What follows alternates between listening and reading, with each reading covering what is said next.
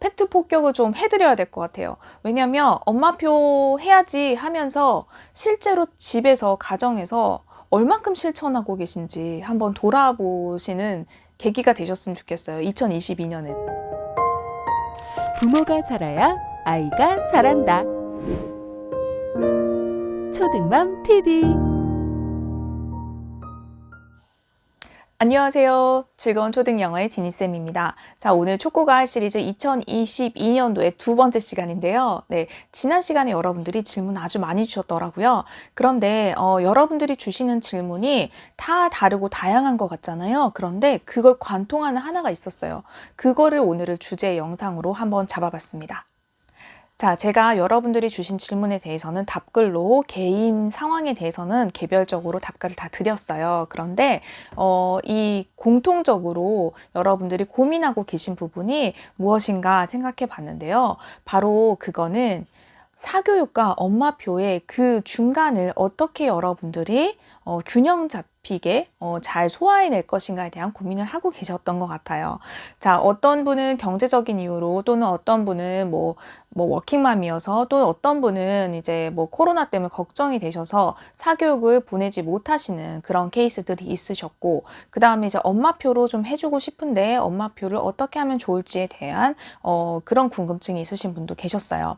자, 그런데 제가 오늘 말씀드리고 싶은 거, 여러분들이 엄마표에 대한 정의를 어떻게 하고 계시는지, 그리고 그 사교육에 대해서 어떤 생각을 가지고 계시는지에 대해서 좀 정리할 필요가 있겠다라는 생각이 좀 들었어요.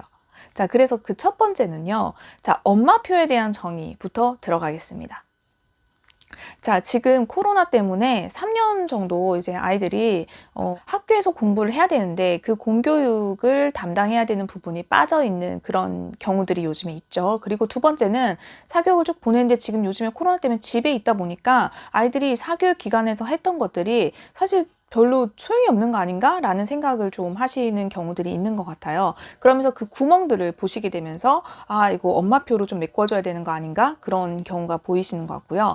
그 다음에 세 번째는 자, 엄마가 조금 관심이 있어요. 관심이 있어서 엄마표로 좀 진행을 해보면 아이한테 또 도움이 되겠다 이런 생각을 하시는 경우가 있고, 그 다음 네 번째는 사실 진짜 경제적인 부담이 있는 거예요. 경제적인 이유로 내가 내 아이한테 뭐 화상영어도 해주고 싶고 뭐 도서관도 보내주고 싶고 그 다음에 뭐 대형 학원에도 보내주고 싶지만 특히 영어 같은 경우에는 금액이 제일 비싼 과목 중에 하나예요. 사교육 기관에서. 그리고 학년이 올라가면 올라갈수록 영어 수학이 점점 비싸집니다. 초등 가격 다르고요. 중등 가격 다르고 고등 가격 달라요. 그런데 우리가 중고등을 대비해서 초등에 너무 많은 총알을 좀 쓰면 안 되잖아요. 그래서 그런 것들도 사실은 감안하셔야 되는 부분 중에 하나예요. 그런데 어머님들이 그 엄마표에 대한 정의가 조금 부족하다는 생각이 좀 들었어요. 자, 엄마표를 실천할까요, 말까요? 엄마표를 해도 될까요, 말까요?에 대한 질문을 많이 하시거든요. 그런데 엄마표를 하시기 위한 기본 조건들이 좀 있습니다. 자, 그 첫 번째 조건은요. 이거 참 말씀드리기 그렇지만 여러분들이 그래도 제가 팩트 폭격을 좀 해드려야 될 것 같아요. 왜냐면 엄마표 해야지 하면서 실제로 집에서, 가정에서 얼만큼 실천하고 계신지 한번 돌아보시는 계기가 되셨으면 좋겠어요. 2022년에는. 그쵸? 그래서 내가 아이한테 어떤 시스템적으로 엄마표로서, 그러니까 학원에서 하지 못하는 부분들을 내가 대신 해준다라는 걸 기점으로 잡았는데, 내가 과연 아이한테 매일매일 같은 시간에 어떤 시스템을 가지고 뭔가를 넣어주고 있는 것인가를 생각해 보셔야 돼요. 그러니까 그건 다시 바꿔 말하면 아이한테 공부하라고 얘기하기 전에 내가 실천하고 있는가, 내가 진짜로 몸을 움직여서 아이한테 해주고 있는가, 그거를 보셔야 돼요.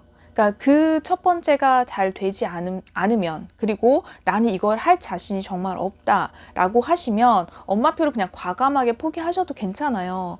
엄마표의 범위를 좀 더 넓혀볼 수 있거든요, 사실은. 그러니까 내가 엄마표를 100%는 못 해주지만 한 10%, 20% 정도는 해줄 수 있어. 그러면 일부 사교육 기관에 맡기시고 그 나머지 사교육 기관에서 해오는 받아오는 숙제 있잖아요. 숙제를 굉장히 꼼꼼하게 봐주시는 거예요.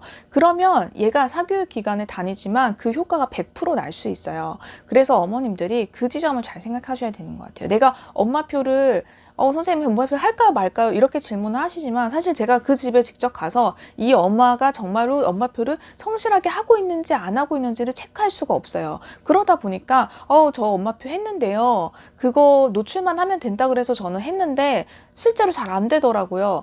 이래서 실패했어요 라고 하는 케이스들이 대다수거든요. 대다수인 이유는 사실 방법이 잘못됐거나 또는 실천을 하고 있지 않으시거나 둘 중에 하나예요.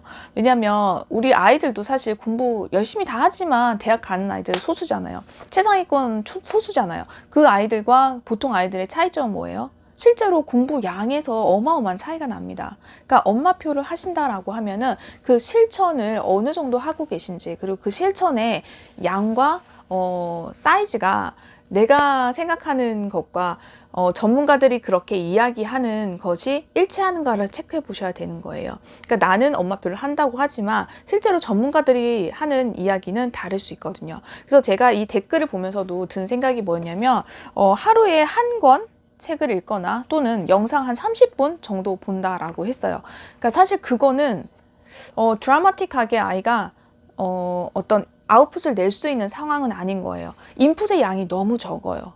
그쵸? 그래서 제가 이번에 나온 책에도 썼지만 사실 영어는 정립식 적금 같은 거예요. 그래서 얼만큼을 적립을 해줬느냐에 따라서 아이한테 아웃풋이 나오게 되어 있거든요. 그래서 이 정도의 분량으로 이 정도의 양을 아이한테 인풋을 한다고 하면 훨씬 더 긴 시간이 필요하겠죠. 그렇죠? 우리가 적금 넣을 때 그렇잖아요. 기간이 길거나 금액이 크거나 둘 중에 하나는 돼야 되잖아요. 그러니 만약에 이렇게 적은 양을 매일 넣어주겠다라고 하면은 더 일찍 시작하셨어야 되는 거예요. 더 일찍 시작하셔서 기간을 더 길게 잡으셨어야 되는데 지금 상황에서 우리 초등맘이시잖아요. 그러니까 이미 초등학교 진입을 했고 우리가 습득의 기간을 거의 조금 지났다고 보셔야 돼요. 지금은 학습의 기간인 거예요. 학습의 기간이라고 하면 우리가 어느 정도의 양을 넣어줘야 되는지가 학년별로 달라요. 그래서 제가 다른 영상에서도 언급을 하긴 했지만 실제로 어휘학습은 한 3학년 이상부터는 최소 5개 정도를 암기하는 것을 시작을 하셔야 돼요. 시작을 하시려면은 아이의 3학년에서 단어 암기가 시작을 하려면 1, 2학년 때 파닉스가 좀 단단하게 되어 있어야 돼요. 아이가 읽고 쓰는 것이 문제가 없어야 되는 거예요. 읽고 보고 쓰고 따라 쓰고 이거는 문제가 없어야 아이가 암기를 할 수가 있어요. 그러니까 그런 식으로 거꾸로 넘어가셔야 되는 거예요. 제가 좀 더 자세하게 설명을 드리려고 하는 거예요. 그래서 아이들마다 지금 현재 어떤 만큼의 상황으로 지금까지 학습을 해왔는지가 명확하지 않아요. 그래서 제가 개별적으로 이제 답변을 드리면서 조금 더 자세히 이제 또 댓글을 받아가면서 상담을 해드릴 수 있을 것 같은데 지금 제가 넓게 보면은 여러분들한테 필요한 이야기가 바로 이 이야기인 것 같아요. 엄마표에 대한 정의가 불분명하다 보니까 나 엄마표 하고 있는데? 라고 했을 때 똑같이 엄마표를 하고 있는 A 엄마와 B 엄마가 있다고 했을 때 이 엄마와 이 엄마의 인풋 양이 실제로 같으냐 또는 방법이 같으냐 보면 달라요. 다르고 전문가들도 다 다르게 하고 있어요. 하지만 전문가들은 넓게 보는 눈이 있어요. 그러니까 어렸을 때부터 우리가 대학 입시까지 전체를 보는 눈이 있기 때문에 이 시기에 이 아이가 어떤 게 구멍이고 이 시기에 내가 넣어줘야 됐던 걸 못 넣어줬으니까 다음 학년에 해줘야지 이런 계획이 머릿속에 다 있어요. 그러니까 계획 없다라고 하지만 사실 그 큰 플로어가 머릿속에 있기 때문에 그게 가능한 거고 일반 어머님들은 그게 없기 때문에 매번 정보를 습득을 해야 되는 문제가 있는 거예요. 그래서 어머님들이 엄마표를 하시기 위해서는 정보력 굉장히 중요하고요. 두 번째는 실천력이에요. 이 두 가지만 딱 가져가셔도 사실 엄마표를 성공하실 수가 있거든요. 그 정보력에서 가져오는 건 뭐예요? 내가 어느 시기에 어떤 거를 얼마만큼 이 세 가지예요. 이 세 가지에 대한 정보력을 가지고 실천을 실제로 하셔야 되는 거예요. 그쵸? 그거를 두 개 다 하지 않거나 또는 두 개 중에 하나만 하시면서 실패했어요 라고 이야기하시는 경우가 많거든요. 그런데 저는 일부 그런 엄마표만을 이야기하시는 분들이랑 좀 다르게 실제로 저는 공교육 현장에서도 있어 봤고 사교육도 현장에 있어 봤는데 실제 대학까지 수능까지 이제 도달하기 위해서는 우리가 영어만 공부하는 게 아니에요. 다른 여타 다른 과목들도 다 해야 되기 때문에 이 너무 어린 나이에 영어에 이렇게 매몰되어 있지 않으셨으면 좋겠거든요. 그래서 어머님들이 적절하게 사교육을 활용하실 수가 있어요. 만약에 나는 엄마표로 영어를 다 해주겠다. 그럼 다른 과목들을 사교육을 하시면 되고요. 그 다음에 나는 워킹맘이어서 시간이 부족할 것 같아요 라고 하면 학원을 보내주시되 그 학원에서 하고 있는 커리큘럼이 뭔지를 굉장히 자세히 아셔야 돼요. 그리고 그 내용을 가지고 아이가 학습을 하고 있을 때 가져오는 숙제, 그거를 체크해 주셔야 되는 거예요. 그게 아이를 푸시하라는 의미가 아니에요. 푸시하라는 의미가 아니고 엄마가 가지고 있는 정보력인 거예요. 정보를 갖고 있어야 된다는 건 대치동 엄마들 쫓아다니면서 어느 학원이 좋아 이거를 확인하라는 게 아니고 내 아이에 대한 정보를 정확하게 가지고 계셔야 돼요. 내 아이에 대한 정보가 부족하면 결국 그거는 사교육이든 엄마표든 성공할 수가 없어요. 아시겠죠? 그래서 제가 오늘은 약간의 쓴소리를 하고 있는데요. 왜냐면 여러분들이 이렇게 질문해 주시는 거 저는 다 답변 드릴 수 있어요. 하지만 제가 그 아이를 1대1로 만나는 게 아니잖아요. 그러다 보니까 제가 답변을 드렸을 때 어머님들이 100% 실천을 할 수 있느냐, 이게 되게 중요하거든요. 그래서 제가 댓글 다 남겨드렸으니까 여러분들은 이제 뭐 하시면 된다고요? 이제 제 채널도 보시고 그다음에 다른 유튜브 채널도 많이 보시면서 여러분들이 정보를 습득하셔야 돼요. 지금 내가 필요한 정보 그걸 습득하시고 그 다음에 두 번째는 실천. 그쵸? 지니쌤이 답변을 줬으니까 아 그렇구나 하고 넘어가는 게 아니라 그 답변대로 실천을 집에서 실제로 하셔야 됩니다. 아시겠죠? 그게 엄마표든 아니면 내가 학원을 골라서 학원을 보내는 거든 상관없어요. 학원 보내신다고 죄책감 드실 필요 없어요. 왜냐면 사교육 다 하고 있고요. 우리 아이만 하는 거 아니에요. 그리고 내가 워킹맘이니까 어린이집 보내는데 내가 어린이집을 나만 보내는 거 아니잖아요. 국가에서 다 이렇게 지원해주고 있잖아요. 그렇게 장려하고 있잖아요. 그렇죠? 그러니까 내가 내 아이만 그렇게 어린이집에 보낸 것에 대해서 막 죄책감을 가지고 하실 필요 없는 것처럼 마찬가지로 그 엄마표도 마찬가지예요. 그러니까 내가 학원에 보내서 엄마표를 못 해줘서 학원에 보낸다 이런 생각을 하실 필요가 없는 거죠. 아시겠죠? 자, 그래서 제가 오늘 드리고 싶었던 말씀은요. 엄마표와 사교육 어떻게 여러분들이 이렇게 잘 똑똑하게 활용하실 수 있느냐, 그리고 엄마표라 하면 도대체 어떤 걸 이야기하는 거냐, 그러면 여러분들이 실제로 엄마표를 잘 실천을 하고 있었는가, 그리고 잘 실천을 했는데도 우리 아이한테 이런 결과가 났는지를 한번 다시 생각해 보셔야 돼요. 자, 그러면 우리는 초등맘이니까요.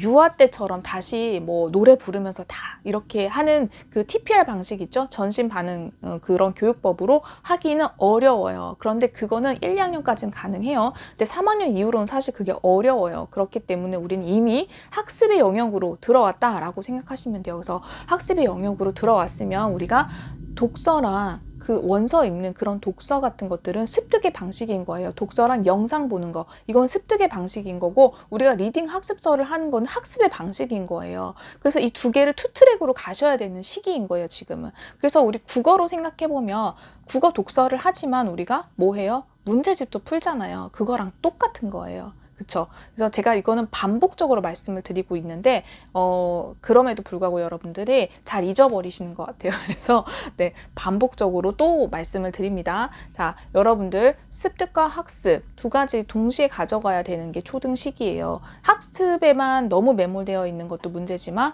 이제 습득을 하겠다, 이 습득 방식만 고수하시는 것도 조금은 이제 우리가 고학년으로 올라갈수록 경계하셔야 되는 것들이에요. 아시겠죠? 자, 그래서 오늘은 제가 약간의 쓴소리를 했지만 여러분한테 다 살이 되고 피가 되는 그런 이야기들이었다고 생각을 하고요. 자, 이 영상 보시고 나서 다음번에 여러분들이 실천하실 때는 좀 더 내 의지를 가지고, 새해잖아요. 그쵸? 1월 달이니까 여러분들이 다시 한번 마음을 가다듬고 시작하셨으면 좋겠습니다. 자, 다음 주에 만나 뵙겠습니다.